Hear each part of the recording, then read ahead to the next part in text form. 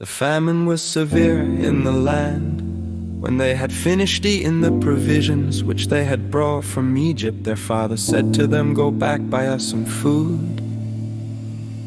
But Judah told him, saying, "The man sternly warned us, saying, Do not see my face unless your brother is with you. If you are ready to send our brother with us, we will go down and buy you food. But if you do not send, we will not go down." For the man said to us, "Do not see my face unless your brother is with you."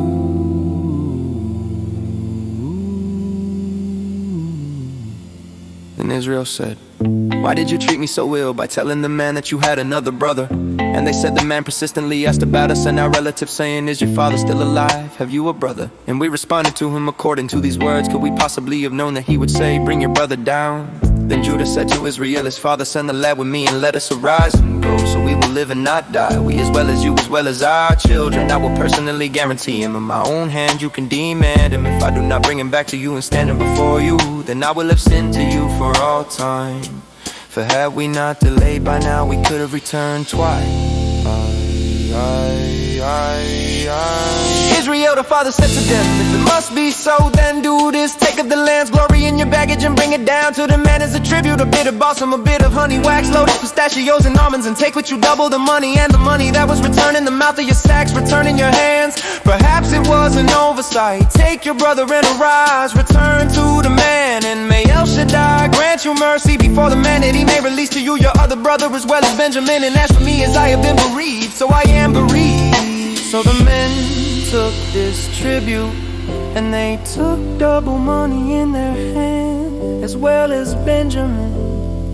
They set out and went down to Egypt and stood before Joseph. Joseph saw Benjamin with them, so he said to the one in charge of his house, "Bring the men into the house, have meat slaughtered and prepare it, for with me will these men dine at noon." The man did as Joseph said, and the man brought the men to Joseph's house. But the men became frightened when they were brought to Joseph's house. And they said, "Because of the money replaced in our sacks, originally are we being brought, so that a charge can be fabricated against us, that it crashed down on us, and that we be taken as slaves along with our donkeys." They approached the man who was in charge of Joseph's house and spoke to him at the entrance of the house. And they said, "If you please, my lord, we had indeed come down originally to buy food.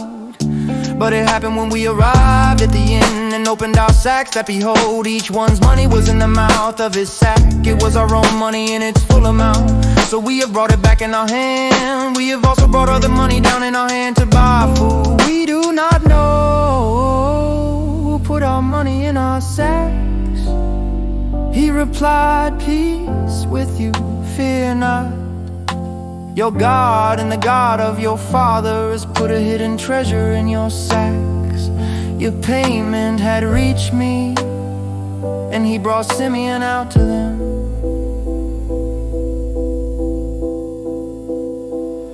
Then the man brought the men into Joseph's house. He provided water and they washed their feet, and he gave feed to their donkeys. They prepared the tribute for when Joseph would come at noon, for they had heard that they were to eat a meal there.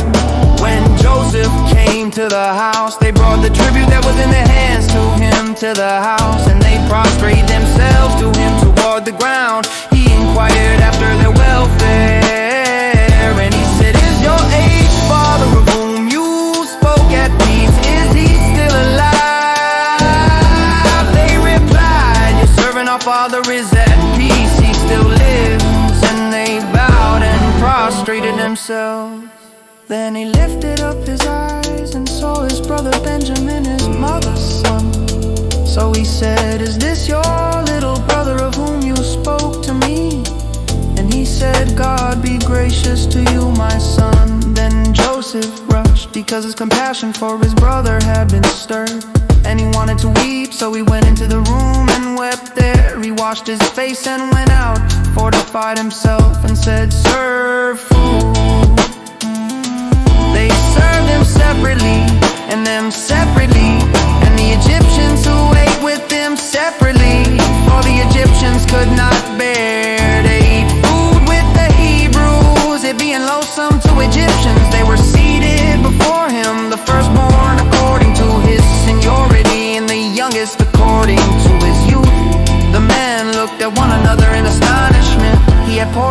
had been set before him served to them. And Benjamin's portion was 5 times as much as the portion of any of them. They drank and became intoxicated then.